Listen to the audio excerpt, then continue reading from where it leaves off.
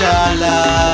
Matangazo mengi yanahusiana nayo makazi, nayo biashara, lakini leo unitume mimi, lakini leo unitume mimi. Nimejitoa kwako kukutukuza, nimejitoa kwako kukutukuza. Matangazo mengi yanahusiana